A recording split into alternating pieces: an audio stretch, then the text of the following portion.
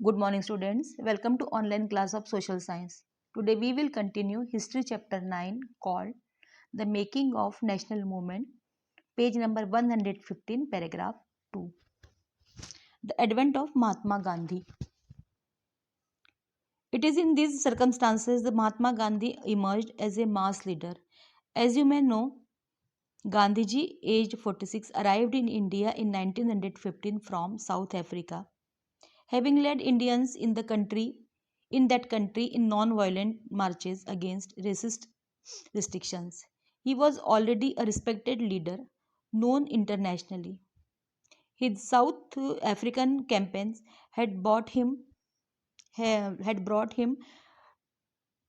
in contact with the various types of Indians: Hindus, Muslims, Parsis, and Christians, Gujaratis, Tamils, and North Indians, and upper class merchants, lawyers, and workers. इन्हीं circumstances में महात्मा गांधी एक जननेता के रूप में सामने आए। 1915 में गांधी जी 46 ईयर्स की एज में साउथ अफ्रीका से इंडिया वापस आए थे। गांधी जी साउथ अफ्रीका में रेसिस्ट रिस्ट्रिक्शन के खिलाफ नॉन वायलेंट मार्च चला रहे थे और इंटरनेशनल लेवल पर वे एक जाने पहचाने लीडर थे। उनके साउथ अफ्रीका के अभियानों की वजह से उन्हें हिंदू, मुस्लिम, पारसी, क्रिश्चियंस, गुजराती, तमिल और north Indian, upper class businessman, lawyers और वर्कर्स सभी तरह के इंडियन से मिलने का मौका मिल चुका था। Mahatma Gandhi spent his first year in India traveling throughout the country, understanding the people, their needs, and the overall situation. Now come to the page number 116. His earliest intervention were in local movement in Champaran, Kheda, and Ahmedabad, where he came into contact with Rajendra Prasad and Vallabhbhai Patel. In Ahmedabad, he led a successful milk worker strike in 1918. Let us know. Let us now focus in some detail on the movements organized between 1919 and 1922. Gandhi ji India में अपने पहले वर्ष में पूरे देश में घूमे और यहाँ के लोगों, उनकी ज़रूरतों और ओवरऑल सिचुएशन को समझने में लगे रहे। चंपारण, खेड़ा और अहमदाबाद के लोकल मूवमेंट्स में गांधी जी ने शिरकत की, जहाँ वल्लभ भाई पटेल और राजेंद्र प्रसाद से उनका परिचय हुआ। 1918 में अहमदाबाद में उन्होंने मिल वर्कर्स की स्ट्राइक का सफलतापूर्वक नेतृत्व किया। The Rowlatt Satyagraha. In 1919, Gandhiji gave a call for satyagraha against the Rowlatt Act that the British had just passed. The act curbed fundamental rights such as the freedom of expression and strengthened police powers. Mahatma Gandhi, Maulana Muhammad Ali Jinnah, and others felt that the government had no right to restrict people's basic freedom. They criticized the act as devilish and tyrannical. Gandhiji asked the Indian people to observe 6 April 1919 as a day of non-violent opposition to this act, as a day of humiliation and prayer, and Hartal Satyagraha Sabhas were set up to launch the movement.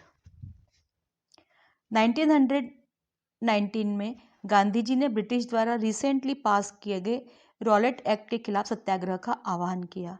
यह act freedom of expression जैसे fundamental rights पर रोक लगाने और police को ज़्यादा अधिकार देने के लिए लागू किया गया था।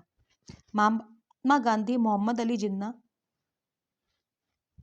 तथा अन्य नेताओं का मानना था कि गवर्नमेंट को लोगों की बेसिक फ्रीडम पर रोक लगाने का कोई हक नहीं है। उन्होंने इस कानून को डेविलिश और टिरेनिकल बताया। गांधी जी ने लोगों से आह्वान किया कि इस एक्ट का विरोध करने के लिए 6 अप्रैल 1919 नॉन वायलेंट विरोध दिवस के रूप में, अपमान व याचना दिवस के रूप में मनाया जाए और स्ट्राइक की जाए। मूवमेंट शुरू करने के लिए सत्याग्रह सभाओं का गठन किया गया। The Rowlatt Satyagraha turned out to be the first all-India struggle against the British government, although it was largely restricted in restricted to cities. In April 1919, there were a number of demonstrations and hartals in the country, and the government used brutal measures to suppress them. The Jallianwala Bagh atrocities inflicted by General Dyer in Amritsar on Baisakhi Day, 13th April, were a part of this repression.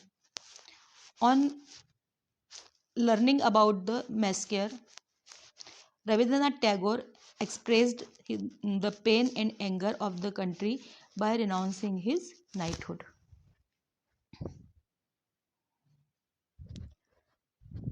Rowlatt Satyagraha British government के खिलाफ पहला all India struggle था, लेकिन यह शहरों तक ही सीमित रहा।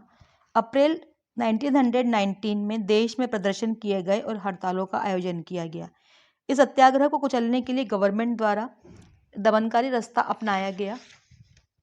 बैसाखी के दिन अमृतसर में जनरल डायर द्वारा जलियांवाला बाग मैसेकर इसी दमन का हिस्सा था।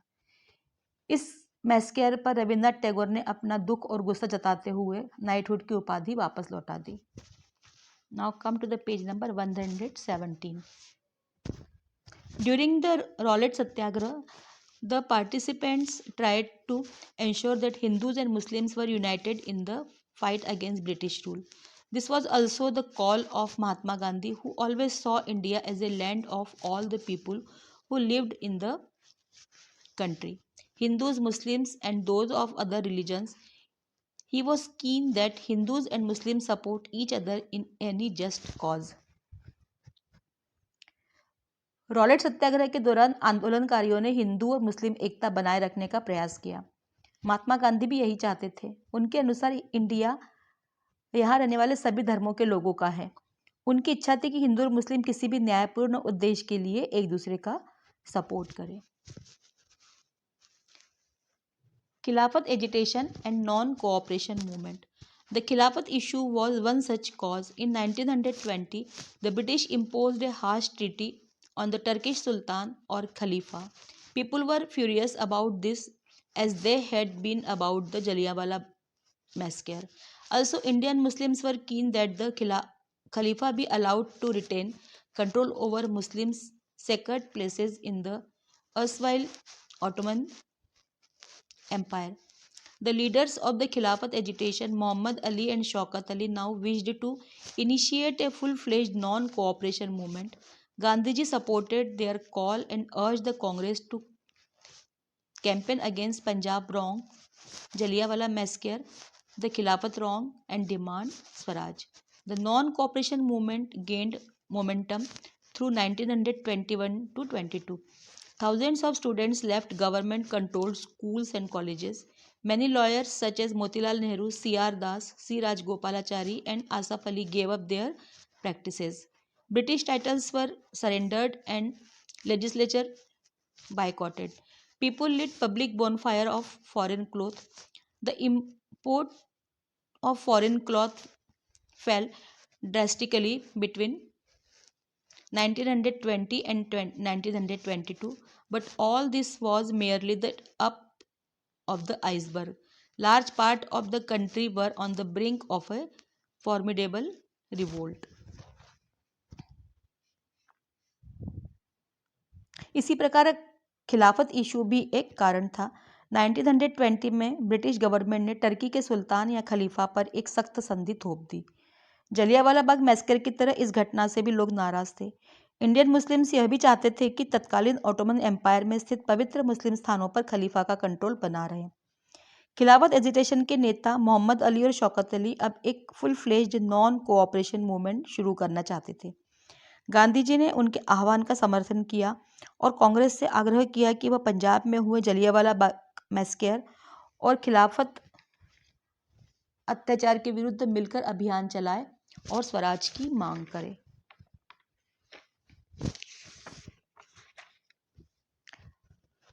नाइनटीन 1921-22 के दौरान नॉन कोऑपरेशन मूवमेंट को गति मिली। हजारों स्टूडेंट्स ने गवर्नमेंट स्कूल्स और कॉलेजेस छोड़ दिए।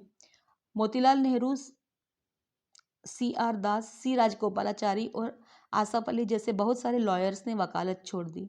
ब्रिटिशर्स द्वारा दिए गए टाइटल्स वापस कर दिए और विधानमंडलों का बायकॉट कर दिया। लोगों ने विदेशी कपड़ों की होली जलाई।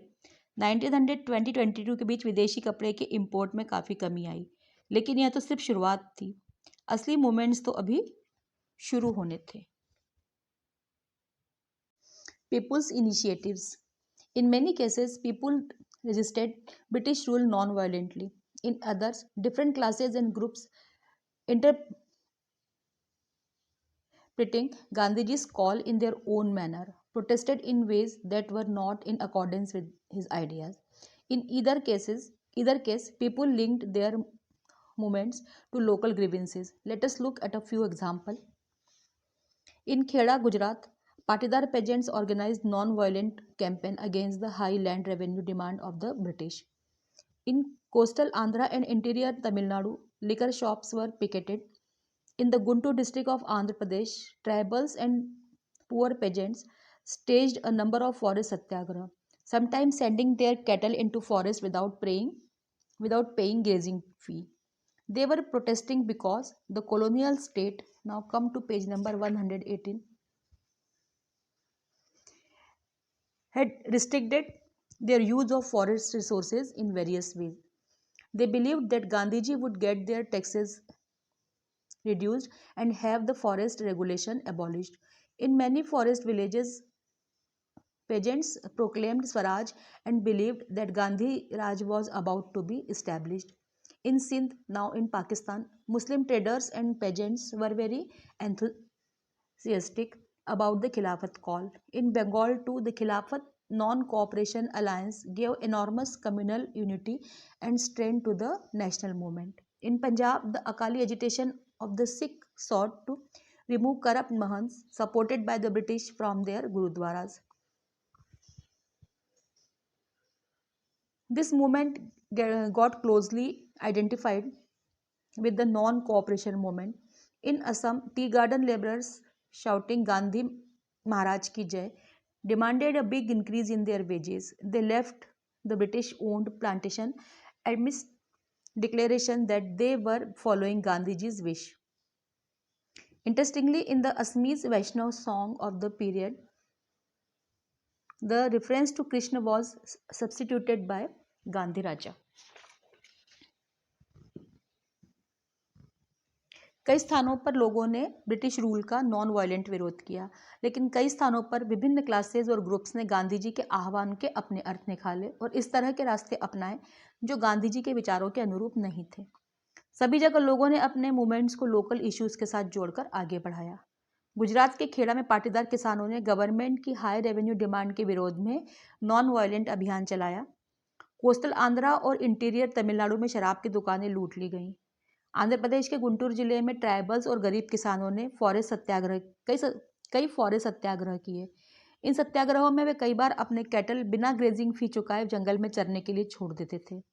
उनका विरोध इसलिए था क्योंकि कॉलोनियल रूल ने फॉरेस्ट रिसोर्सेज पर उनके अधिकार छीन लिए थे। उनका विश्वास था कि गांधी जी इन टैक्सेस को कम करा देंगे और फॉरेस्ट रेगुलेशन को खत्म करा देंगे। कई फॉरेस्ट विलेजेस में गांधी जी किसानों ने स्वराज की घोषणा कर दी क्योंकि उन्हें विश्वास था कि गांधी राज स्थापित होने ही वाला है। सिंध में मुस्लिम ट्रेडर्स और पेजेंट्स खिलाफत के आह्वान पर बहुत उत्साहित थे। बंगाल में खिलाफत और नॉन कोऑपरेशन मूवमेंट अलायंस ने जबरदस्त कम्युनल यूनिटी को जन्म दिया और नेशनल मूवमेंट को स्ट्रेंथ प्रदान की। पंजाब में सिखों के अकाली एजिटेशन ने गुरुद्वारों से करप्ट महंत्स को हटाने के लिए आंदोलन चलाया। असम में गांधी महाराज की जय के नारे लगाते हुए टी गार्डन लेबरर्स ने अपनी मजदूरी बढ़ाने की मांग शुरू कर दी। उन्होंने ब्रिटिशर्स के स्वामित्व वाले टी गार्डन्स में नौकरी छोड़ दी। उनका कहना था कि गांधी जी भी यही चाहते थे। उसी समय असमिया वैष्णव गीतों में कृष्ण की जगह गांधी राजा ने ले ली थी।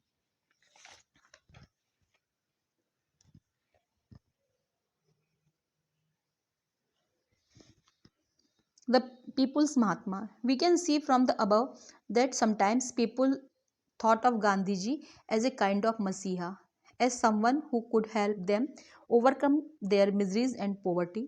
Gandhiji wished to build class unity, not class conflict. Yet peasants could imagine that he would help them in their fight against zamindars, and agricultural laborers believed he would provide them land. At times, ordinary people credited Gandhiji with their own achievements. For instance, at the end of a powerful movement, peasants of Pratapgarh in the United Province managed to stop illegal eviction of tenants, but they felt it was Gandhiji who had won this demand for them. At other times, using Gandhiji's name, tribals and peasants undertook actions that did not conform to Gandhian ideal. उपरोक्त के आधार पर हमें समझ में आता है कि कई जगह लोग गांधी जी को एक मसीहा, एक ऐसा व्यक्ति मानने लगे थे जो उन्हें परेशानियों और गरीबी से छुटकारा दिला सकता है। गांधी जी क्लास कॉन्फ्लिक्ट की जगह क्लास यूनिटी के समर्थक थे, परंतु किसानों को लगता था कि गांधी जी जमींदारों के खिलाफ उनके संघर्ष में हेल्प करेंगे। एग्रीकल्चरल लेबर्स को लगता था कि गांधी जी उन्हें ज़मीन दिला देंगे। कई बार आम लोगों ने खुद के अचीवमेंट्स के लिए भी गांधी जी को श्रेय दिया। उदाहरण के लिए, एक पावरफुल मूवमेंट के बाद यूनाइटेड प्रोविंस स्थित प्रतापगढ़ के किसानों ने टेनेंट्स के इलीगल इविक्शन को रुकवाने में सफलता पा ली थी, परंतु उन्हें लगता था कि यह सफलता उन्हें गांधी जी के कारण मिली है। कई बार गांधी जी के नाम का यूज़ करके ट्राइबल्स और पेजेंट्स ने कई ऐसे काम किए जो गांधी जी के आइडियाज़ के अनुसार नहीं थे।